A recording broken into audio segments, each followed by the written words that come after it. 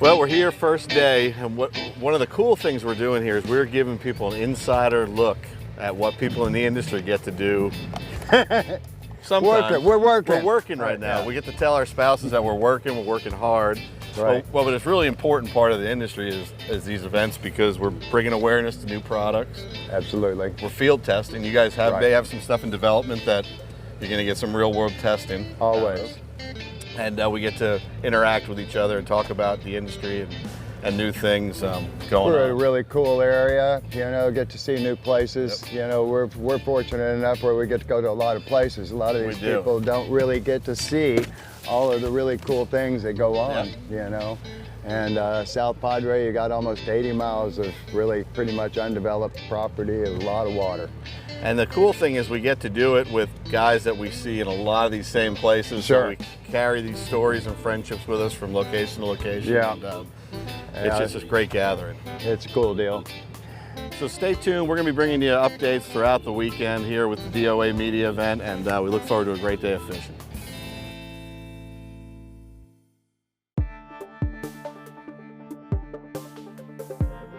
My name's Captain Lee Alvarez. I'm from South Padre Island, Texas. We're here at Jim's Pier, and we're here at the DOA media event for 2020. It's about the third year we've been doing the event here. One of my favorite lures by DOA is the jerk bait.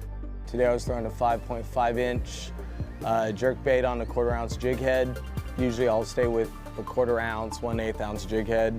And you know, I like to work those baits on the bottom through potholes, and that's what we do to target fish. Yeah, actually what I'm trying to do right now is just, we've got a sandy bottom, we've got some scattered grass beds, we've got a grass line maybe about 150 yards right east of us. So there's not a whole lot of grass basically right now, just some scattered grass beds. 3.5 feet of water? Yeah, about 3.5, 4 feet of water. So I'm just working these lures really slow on the bottom. I've got about a 1/4 ounce jig head right now and a 4-inch Fiji chicken right here, and my favorite baits to throw down here. And I'm looking for these dark spots out there, which are the grass beds, and a lot of times these trout like to hang out right on the side of these beds.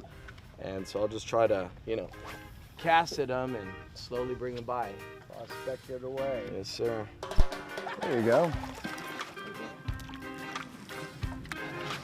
PG chicks. Yep, they love it. You know, so many places in our world where we fish, that chartreuse is just a way of life. Yeah. One way or another, it's got some kind of chartreuse on it.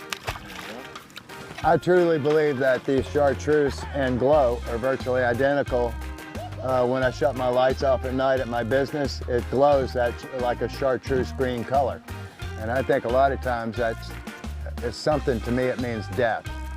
It means that bait's wounded.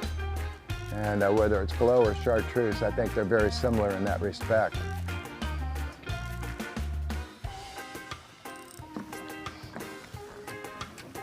Oh, Need a gaff, or you need a gaff? Bang Yeah, stick? I need one of those cool nets last night that we saw. Pretty fish. Let's work this one a little bit. You know, one of the things with trout that a lot of people who don't fish for trout don't realize is that trout are sensitive fish. Yeah. I mean, you gotta handle a trout with care. That's an absolute They count on fact. their slime layer. So what we try to do when we can, and sometimes we don't have the option, but when we can use a quality net, it's just a safe way to handle the fish, kind of minimize the touching of them, but Absolutely, and if your hand is wet, you always want your hand wet when you're handling that fish because their scales will end up in your hand. that's a pretty Texas trout. I mean, good table fare size if you decide to eat a fish, but is this a typical size fish on one of your trips? This is pretty much what we can expect on a lot of our fish. This is a nice solid keeper trout. Right.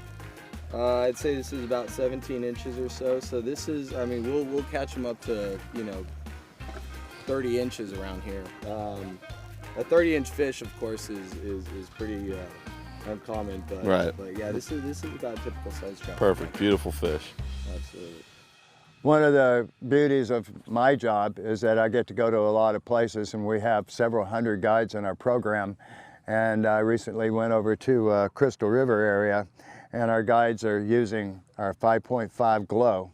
It's got a lot of weight to it. I put a lot of mass in this bait, and as opposed to putting a jig head in it or putting a screw lock in it, that's going to really kill a lot of the action. They're literally taking a simply, like this is just simply one of my shrimp hooks.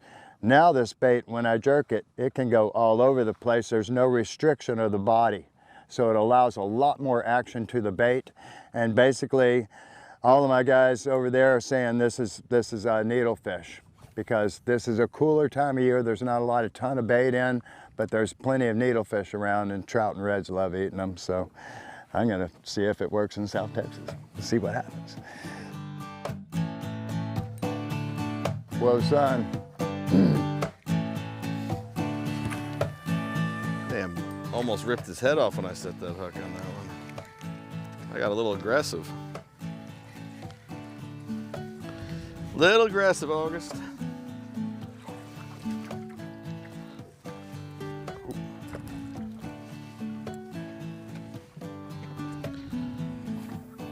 Pretty little fish. Yeah, you always wonder when a fish, they're fearless, right? Yeah, yeah. What kid would want to try to beat up a guy 6 times his size? Really? Nobody.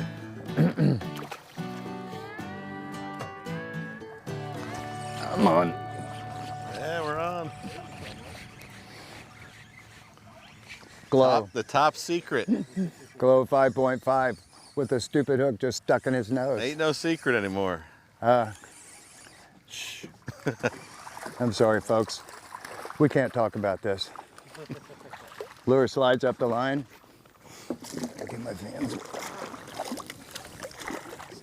Hi there, buddy. Shh. You know, another thing I like about single hook lures. It's better for your hands, better for the fish. It doesn't hurt the fish, doesn't stress them as much. Thank you. Later. Cheap thrills. I'm not going to take up golf after all. The sun came out, and it may be that glow color too, maybe. Hey there, buddy. A little bigger than my last one. Again, a lot of folks, you know, they'll discuss. Sometimes we talk about, you know, some guys say, oh, well, that long shank hook is going to be further back, so it's going to hook the fish better. You know, I'm throwing something that has no straightness of the body at all, so the body can wiggle a lot more, and that fish has no problem eating that. This is not a giant fish for this size hook, and he had no problem munching it down. Thank you. He's croaking. Theoretically, that's a male. They say sometimes females can croak, I've been told, but I haven't really asked them personally, so I don't know. Groovy. I think this fish is really coming at me quick. Change. Yeah, it's all right. You're okay. I don't care what they say about you. Thank you. We can't let Mark whoop us here. This is just a cool little fish. They can hit with such authority. Take 5 minutes to get the poor hook out of his mouth. Thank you. Cheap thrills.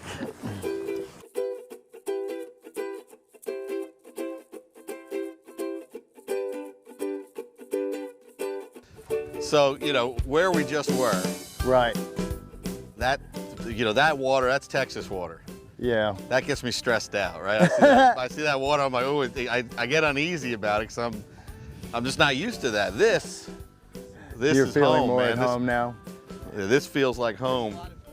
Oh gosh, the diversity here is unreal. Yeah, you want to fish some louder topwater baits, we can go some areas where we get away with that, where here we may get... Everything is here. Then you can go to the ship channel, you can catch, you can fish in 50 feet of water and catch some giant critters, you know. Saw a good number of fish running, both sides of the boat.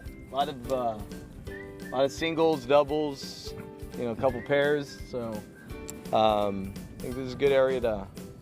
Yeah, we ran through that mud too. Yeah, that muddy areas. Yeah. There was some nice pat fishing there. Yeah. Yep. Yep, I see them. They're busting away from it. Where? Yeah, they're going away. You're on them. There you go. There you go, Mark. I just thought I couldn't reach Just out them. there? They're coming towards us, coming right towards me. Big wad. Oh, good. Is that your fish? Yeah. Mark, right here, you can reach them. It's a cast. It's closer than where I was. I was rigging, of course. All right, well, you know, our goal here was trout redfish. And, you know, beautiful fish. Out there a mile, huh? Full moon fishing's tough sometimes. These fish are feeding all night on these flats, and you know, we had to wait a little bit today to start really spotting these redfish, but that's a pretty fish. As you can see, that's a perfect angling size redfish right there. You know, 4 spots on that side, 1 on the other. 1 cast, 1 hookup. That's probably, I mean, you can't get any better for sight fishing. That's what it's all about. All right, beautiful fish. We want to make sure to take care of these fish and get them back in the water as soon as possible. Today was, you know, today we grinded it out. We caught a couple nice fish, but overall I'd say we, you know, we had a slow day, but you know, we had a good time though. That's the most important part. DOA Lures did its job, and you know, like I said, most important part is we caught a couple nice fish and had a good time.